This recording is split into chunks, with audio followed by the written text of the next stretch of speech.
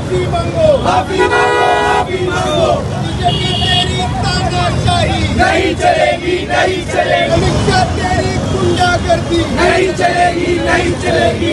अम्बेडकर जी का अपमान नहीं सहेंगे, नहीं सहेंगे, नहीं सहेंगे। संविधान जिंदाबाद, जिंदाबाद, जिंदाबाद। बीजेपी मुर्दाबाद, मुर्दाबाद, मुर्दाबाद। बीजेपी सरकार शर्म करो, शर्म करो, शर्म करो। जय जय जय जय जय भीम, जय भीम, जय भीम। तो हमारा एक नारा पहले भी था, नारा मैं रिपीट करना चाहता हूँ कि देश हमारे आपका, नहीं किसी के बाप का। तो वैसी है, ये देश संविधान से चलता है और ये संविधान से चलेगा। आप जो मजमा देख सकते हैं, कैमरा घुमा भी सकते हैं, ये मजमा अलहमदुलिल्लाह ये गवाही देता है, मुसलमानों की गवाही देता है। ये मुसलमान खाली मुसलमानों के प्रोटेस्ट में नहीं, अगर मुसलमान अगर कोई भी संविधान के खिलाफ अगर कोई आंच उठती है, और जिसने संविधान को लिखा हमारे बाबा साहब अम्बेडकर, तो मुमकिन है तो सबसे पहली सफ में दिखेंगे। ये सबसे बड़ा पैगाम है। और बीजेपी को ये आप पूरी चुनौती दे रहे हैं कि आप ऐसे अल्फाज इस्तेमाल करोगे तो आने वाले टाइम में आपका पुतला भी चलाएंगे, और अगर हमें मौका मिले तो हम आपका सदन भी घेराव करेंगे, आपका घर का भी घेराव करेंगे, अगर आप इन चीजों से पीछे नहीं हटते हो तो। आज हम लोगों ने जो प्रोटेस्ट किया है, इसकी वजह ये है कि हमारे अमित शाह जो पार्लियामेंट में हमारे बाबा साहब के बारे में टिप्पणी कर रहे हैं, ये उनको मालूम होना चाहिए कि ये हिंदुस्तान है, यहाँ पे जो भी निजाम चलता है वो संविधान से चलता है, और वो संविधान की वो जो वो तौहीन कर रहे हैं। तो हमने उसके खिलाफ ये मोर्चा निकाला है, नोटिस किया हुआ है कि उनको सोचना चाहिए कि हम जिस संविधान की शपथ लेकर के हम सत्ता में बैठे हैं, उसी संविधान के खिलाफ हम आवाज उठा रहे हैं, उसके खिलाफ बात कर रहे हैं। तो ये इस तरह से ये जाहिलत नहीं चलेगी, इस तरह तानाशाही नहीं चलेगी। उनको ये सोचना चाहिए कि मुल्क के अंदर जो अमन अमान हमारे जिले कानून जो बनाया है बाबा साहब ने बनाया है, आज जो मुल्क के अंदर जितना अमन और जितना शांति से हम लोग यहाँ रह रहे हैं, जितना सुकून से रह रहे हैं, बाबा साहब की देन है। क्योंकि उन्होंने सबके लिए हर एक के लिए उन्होंने कानून बनाया, सबके यहाँ पे सब हर मजहब के हर कास्ट के लोग यहाँ रहने के लिए उन्होंने संविधान में सहूलत दी है, और ये उसी को नहीं मान रहे।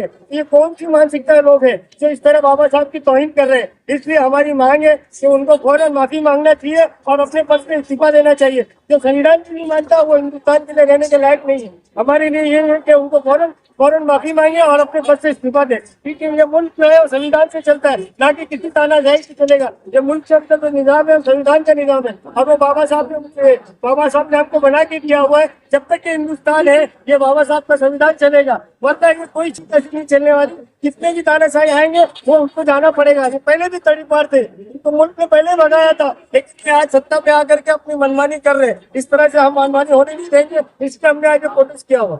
अगर अमित शाह माफी नहीं मांगेंगे तो आप लोग क्या करेंगे? इस तरह से पूरे मुल्क में और हंगामा होगा, हर जगह प्रोटेस्ट होगा और उनको इनके खिलाफ नारेबाजी करनी चाहिए। सरकार में आप क्या कहना चाहिए?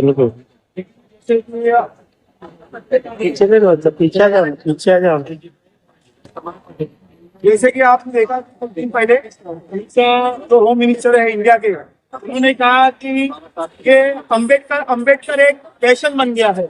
तो उनको ये समझना चाहिए पैशन नहीं, ये पैशन है हिंदुस्तान का।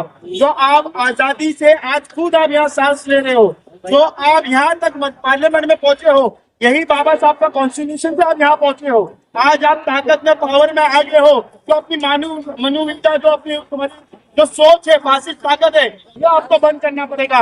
ये हिंदुस्तान की अवाम, चाहे वो हिंदू हो, मुस्लिम हो, सिख हो, ईसाई हो, कभी पिछले लोग हो, आदिवासी लोग हो, ये कभी अमित शाह के बयान से हम लोग संतोष नहीं है। हम कभी ये बयान को नहीं मानेंगे। इनको खुद सोचना चाहिए कि आप यहाँ पे जो संविधान का जो हिंदुस्तान का बना हुआ संविधान है, इसमें आपको भी चलता है, इसमें हर नागरिक को भी चलता है। अगर आप संविधान के हिसाब से नहीं चल सकते तो आप बेहतर है कि रिजाइन दे दो।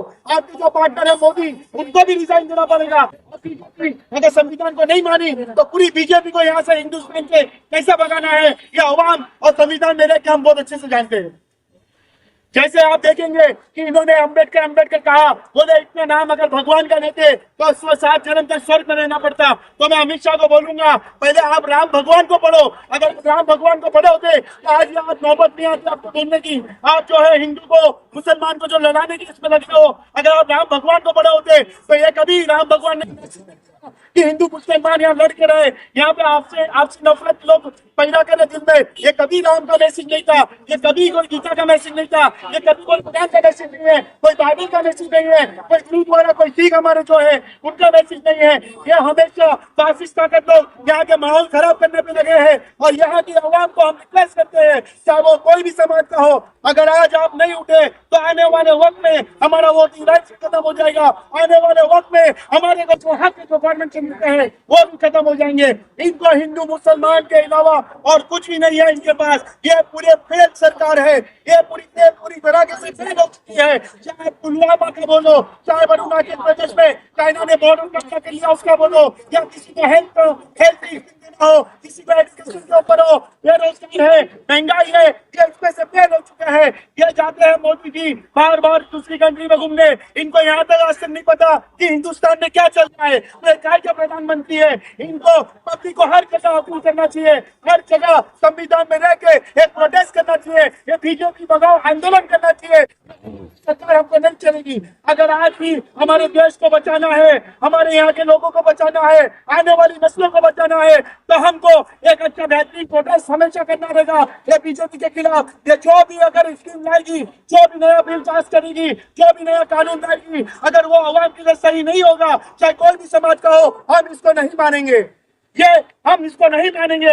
हम डट कर उतर कर रोड पे संविधान में रह के इनका प्रोटेस्ट करेंगे। हम कोर्ट जाएंगे, हम इनके खिलाफ लड़ेंगे जब तक हमारी आखिरी सांसें हैं, और इंशाअल्लाह इनको बताएंगे कानून में रह के कैसे लड़ा जाता है। इंशाअल्लाह हम इनको बताएंगे। कहाँ गए वो ऑपोजिशन लोग? जब ऑपोजिशन जब ताकत में थी, ये कांग्रेस जब ताकत में थी, तो ये क्या ईवीएम बंद नहीं कर सकती थी, ये बैलेट पेपर नहीं ला सकती थी? जब कांग्रेस यहाँ ताकत में थी, ये अमित शाह जब तड़ीपार थे तो इनको तड़ीपार नहीं कर सकती थी, इनको सलाखों के पीछे नहीं जा सकती थी। ये जब यहाँ पे इंटरनेशनल लॉ और जो भी यहाँ पे जब ये साबित हो गया कि मोदी जो है उसका के पीछे इनकी साजिश है, तो ये जब ऑपोजिशन पार्टी थी इनको सजा नहीं दिला सकती थी, लेकिन ऑपोजिशन पार्टी की इसमें बहुत बड़ी हाथ है।